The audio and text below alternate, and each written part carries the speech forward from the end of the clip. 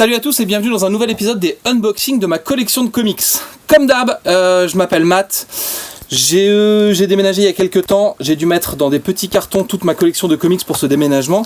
Et ce que je vous propose, c'est de déballer ces cartons avec moi afin de faire à la fois des vidéos surprises unboxing, mais aussi des vidéos sur ma collection de comics et de pouvoir vous parler de tous ces comics que j'aime tant et que j'affectionne tout particulièrement. Voilà. Dans les commentaires, vous m'avez dit qu'il y avait beaucoup d'indé et d'urban dans ces cartons. Bah ouais les gars, c'est ce que j'achète principalement, de l'indé et donc du urban et du DC et tout ça machin. Il y a un peu moins de Marvel récent. Et voilà, on va tout de suite faire mentir la légende puisque dans ce carton, il n'y a que du Panini et donc principalement du Marvel. On va donc essayer d'aller un peu plus vite pour pouvoir se taper plus de cartons afin d'accélérer un peu sur les unboxings de ma collection. Et on va commencer avec mon titre chouchou qui était sorti du coup en Marvel Deluxe et qui ressort actuellement chez Urban Comics.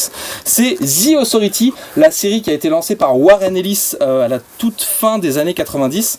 La première saison de The Authority, c'est signé Warren Ellis et Brian Hitch et c'est hyper bien, c'est la branlée totale dans les concepts de personnages, dans la façon dont c'est raconté, dans ce que ça montre, dans ce que ça dit des héros, dans le côté blockbuster, destruction massive et tout. Enfin, c'est oufissime. Et la deuxième saison, du coup, réutilise ces concepts-là. Elle est pilotée par Mark Millar au scénario et Frank Quitely au dessin. De mémoire, c'est un de mes premiers contacts avec Frank Quitely et j'étais dingue de ce mec-là.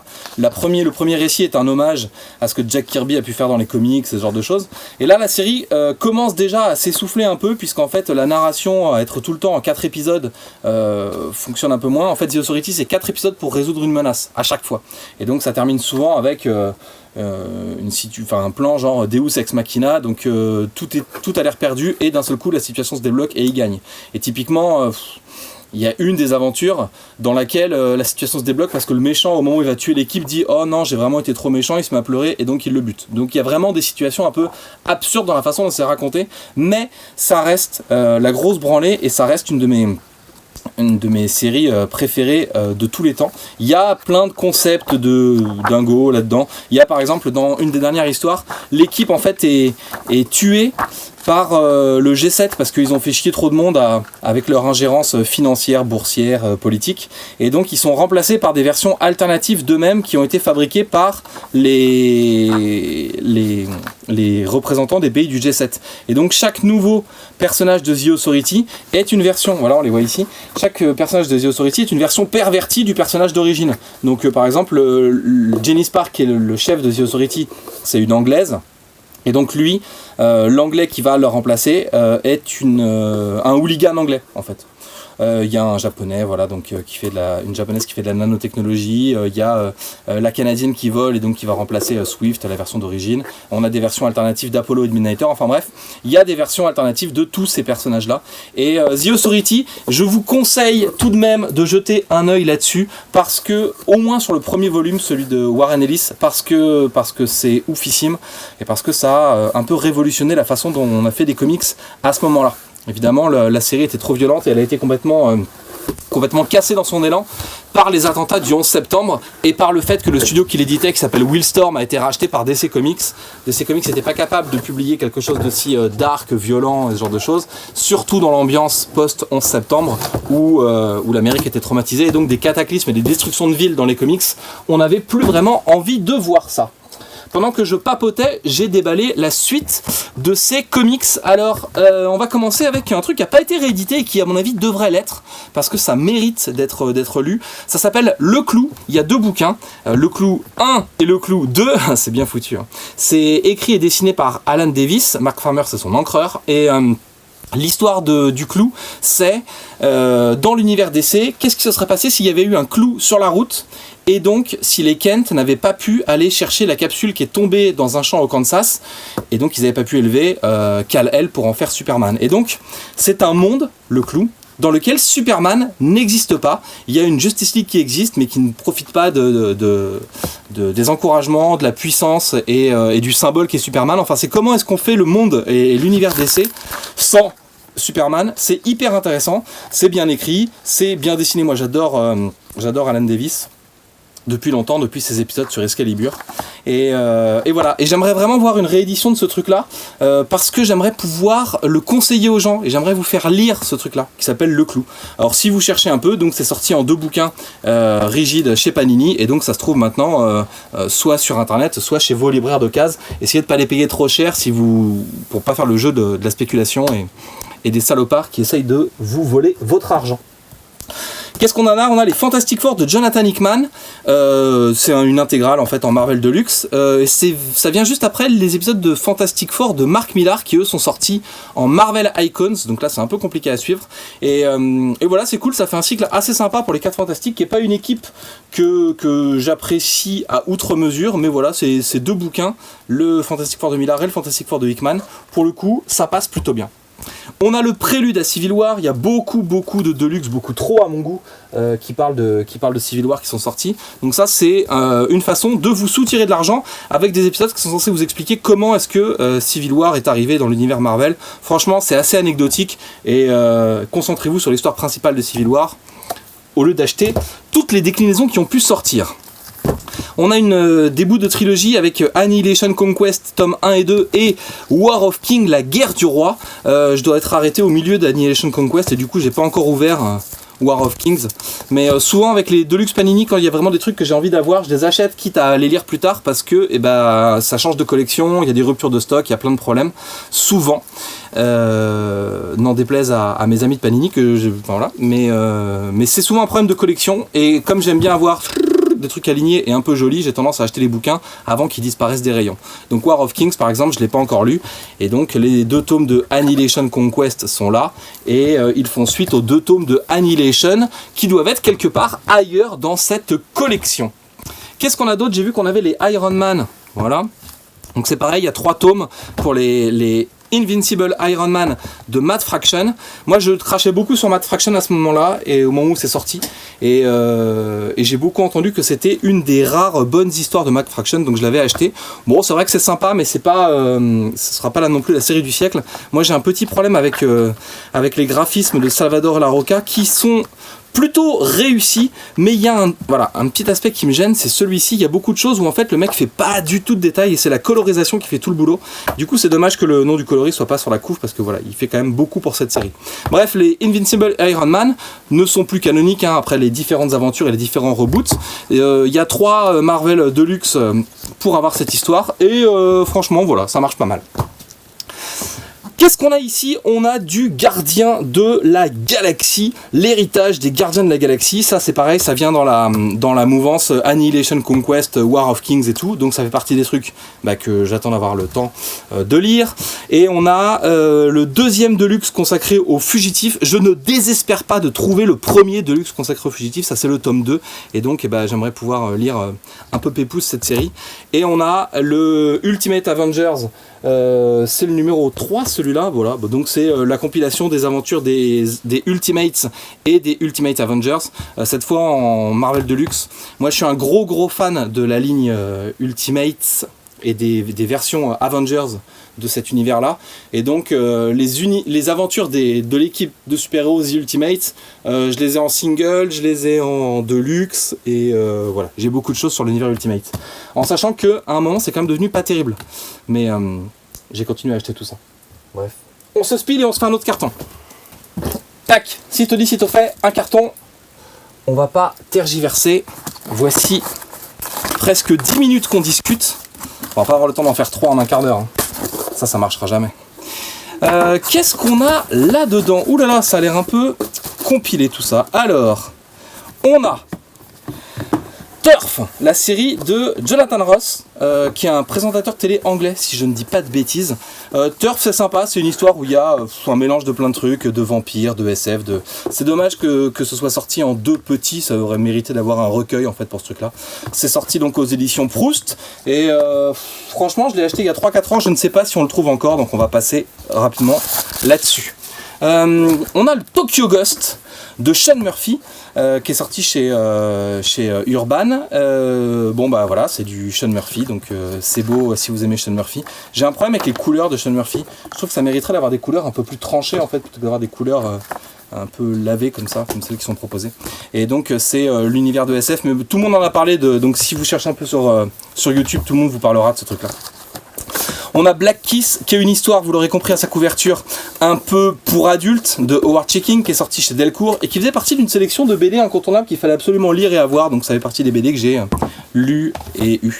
On a le Rocketeer, qui a donné le film Rocketeer, alors là c'est l'histoire originale de Dave Stevens, et il y a une histoire qui est sortie par la suite chez Delcourt, et j'ai toujours regretté que ce soit pas au même format. Enfin c'est bête, mais le fait que ce format-là de Delcourt, pour l'histoire principale, et la suite du coup qui est une histoire de Mark Waid, toujours dans l'univers du Rocketeer, soit sortie dans l'autre collection de Delcourt qui est plus petite en fait, et je trouve ça un peu dommage. Enfin bref, ça c'est l'épisode historique du coup du Rocketeer, signé Dave Stevens, et c'est cool. Et le Rocketeer, c'était un personnage dans les années 40 qui avait une roquette dans le dos et qui est une sorte de super-héros un peu pulp. Il y a le film qu'on peut voir qui est hyper bien, et puis il y a la série du coup qui est bien aussi. On a Happy de Grant Morrison et Darick Robertson. Alors Happy, ça attaque en série télé là. L'histoire de Happy, c'est celle d'un détective privé qui doit chercher une petite gamine et qui, après une agression, se réveille à l'hôpital et il voit une sorte de petite licorne bleue qui flotte devant lui dans cet univers hyper violent.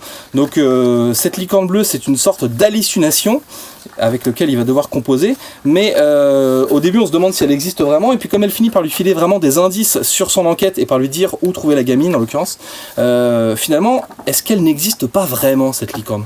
C'est un peu le mystère de cette série. Ça s'appelle Happy et ça joue sur le fait que Darick Robertson est un style très violent, et que l'univers soit très violent et qu'il y ait ce personnage un peu tounesque au milieu. Les premières images que j'ai pu voir de la série télé donnent plutôt envie, donc je vais me pencher sur tout ça. On a Chimichanga qui est une histoire de Eric Powell. Eric Powell, c'est le type qui fait The Goon, donc tout ça, ça sort chez Delcourt. Hein. Et Chimichanga, c'est l'histoire de cette gamine à barbe et de sa créature, avec le dessin rond et presque enfantin.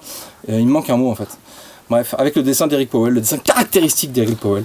Et encore une fois, ça c'est pareil, c'est hyper bien. Eric Powell, il a fait une autre histoire avec un nain, j'espère qu'elle est dedans, parce que j'ai vraiment envie de vous parler de ça, c'est mortel. Et alors on a ça, Lucy Lloyd Nightmare, et c'est un truc à côté duquel plein de gens sont passés. Et en fait, Lucy Lloyd Nightmare, c'est un concept. Donc il y a des petites histoires courtes à l'intérieur. Bon, il y a ce mec qui se fait renverser par un camion et qui est en train de lire un bouquin sur lequel on se fait renverser par un camion. Et puis plus tard dans l'histoire, on vous donnera envie d'ouvrir le bouquin et vous vous rendrez compte que ce bouquin, c'est justement celui-là où le mec se fait renverser par un camion. Donc c'est peut-être vous, le mec qui est en train de se faire renverser par un camion. Et en fait, ces histoires qui ont l'air indépendantes composent une sorte de truc méta, dans le sens où c'est une BD sur les gens qui lisent cette BD et dans lequel des choses qui se passent dedans influencent sur le lecteur, et vous allez influencer sur l'histoire, et des trucs qu'on a vus dans un épisode ont un impact sur d'autres trucs, d'autres épisodes, et du coup c'est hyper bien, c'est vachement difficile à résumer, et pour ceux qui aiment la BD, ça propose une expérience différente et hyper intéressante, et moi j'avais adoré ce truc là quand c'était sorti. Par contre, c'est difficile de faire adhérer des gens à un concept aussi barré que celui-ci. On va vider ce qu'on a là. On a les épisodes de Bedlam qui étaient sortis chez les Humanoïdes Associés Comics. On a les épisodes de Fiction Squad et on a l'épisode de Nancy in Hell sorti chez Graphic Zeppelin. Alors Nancy in Hell, c'est une meuf avec une grosse tronçonneuse qui va aller péter des démons et tout. Je l'ai principalement acheté encore une fois pour les dessins. Ça doit être du Juan Roseri si je dis pas de bêtises. Voilà, c'est ça. Mais voilà, après c'est pas oufissime, mais c'est cool, mais c'est pas ouf. Enfin, faut aimer les meufs avec des tronçonneuses qui pètent des monstres dans tous les sens. On a les 2 tomes de Fiction Squad, qui est une histoire Fiction Squad qui se déroule dans l'univers d'une autre série, et cette autre série c'est Fairy Quest, et du coup c'est un détective privé dans un monde des contes de fées en fait, qui est peuplé par toutes les créatures de contes de fées que vous avez pu voir dans votre enfance. Et donc ça c'est Fiction Squad, c'est complet en 2 tomes et c'est sorti chez Glénat, et je ne sais pas si c'est encore édité parce que c'est l'ancienne incarnation de Glénat Comics qui pilotait ça, et notamment Thomas Rivière de Comics Place. Il y a le 3e, donc il y avait bien 3 tomes de... Voilà, il y a 3 tomes en fait de Fiction Squad. Je vous ai encore une fois raconté de la crotte. Qu'est-ce qu'on a derrière? On a les premières éditions de Strangers in Paradise. Alors c'était un peu compliqué la publication de Strangers in Paradise parce que les tomes 1 et 2 c'est publié chez le Téméraire. Ensuite on avait, alors celui-là c'est le tome 3 qui a été publié chez Bulldog, ouais. Le tome 4 je l'ai pas, ensuite il y a le tome 5, tome 6 je l'ai pas, ensuite il y a le tome 7, et ensuite on change encore une fois d'éditeur, enfin c'était voilà, hyper compliqué. Heureusement Strangers in Paradise ça vient de ressortir, c'est dispo désormais en 2 gros bouquins en intégrale chez Delcourt, et c'est plutôt ces bouquins là que je vais vous conseiller de prendre si vous voulez découvrir cette histoire. On va terminer du coup avec 2 séries en 2 tomes. La première c'est Bedlam qui est sorti chez Les Humanoïdes Associés Comics. Bedlam c'est l'histoire de ce type là qui est un serial killer. Le tome 1 est complètement formidable. Graphiquement c'est ouf, moi j'ai complètement accroché sur ce premier tome. Et le tome 2 c'est un ovni, puisque bon c'est marqué 2 sur 2 hein, donc il n'y en aura pas d'autres. Déjà le dessin change. Et on n'est plus vraiment dans le même délire. Et ensuite, la fin est spé. Enfin, de mémoire, ça finit en queue de poisson. Genre, il n'y a pas la fin de l'histoire, alors que l'édition est complète. Donc, c'est assez incompréhensible. Bref, Bedlam, c'est mortel. Si vous aimez l'histoire de tueurs en série, tout ça. Mais il faudra plutôt se concentrer sur le premier tome de la série. Et on a aussi donc les 2 tomes de Croque-Mitaine. Et Croque-Mitaine, c'est un truc fait par des Français qui est sorti chez Glénat Comics. Et c'est hyper bien. C'est l'histoire de ce petit gamin qui... ça reprend en fait, si vous avez eu peur du monstre caché sous votre lit quand vous étiez petit, ça devrait parler à vos terreurs d'enfant. Et ce petit gamin va être menacé par des Croque-Mitaines, donc des monstres du placard, de sous le lit et tout. Et il va être sauvé par un de ces Croque-Mitaines qui vont se battre pour lui. Et pourquoi, vous le saurez en lisant ce titre qui est vraiment formidable. Et à mon avis, c'est sorti en 2 tomes avec plein de bonus. Donc il y a de la BD, mais il y a aussi beaucoup de bonus et de construction dans ce bouquin. Et donc c'est assez facile de gagner des pages et de le sortir en intégrale. Donc à mon avis, c'est quelque chose qui pourrait arriver relativement rapidement en intégrale chez Glénat Comics. On posera la question aux auteurs, ils sont sur Facebook, ils sont assez accessibles et assez connectés. Ça fait un petit quart d'heure qu'on discute ensemble, donc on va s'arrêter là afin de ne pas vous gaver de unboxing. En tout cas, merci d'avoir suivi cette émission. N'hésitez pas à liker, partager, commenter, dire ce que vous avez lu, ce que je vous ai donné envie d'acheter, ce que vous avez acheté et pour lequel vous avez été déçus, si vous n'êtes pas du tout d'accord avec moi sur les choix de ces comics. Et puis moi, je vous donne rendez-vous la semaine prochaine, mardi à 18h, pour un nouvel épisode des unboxings de ma collection de comics. A plus!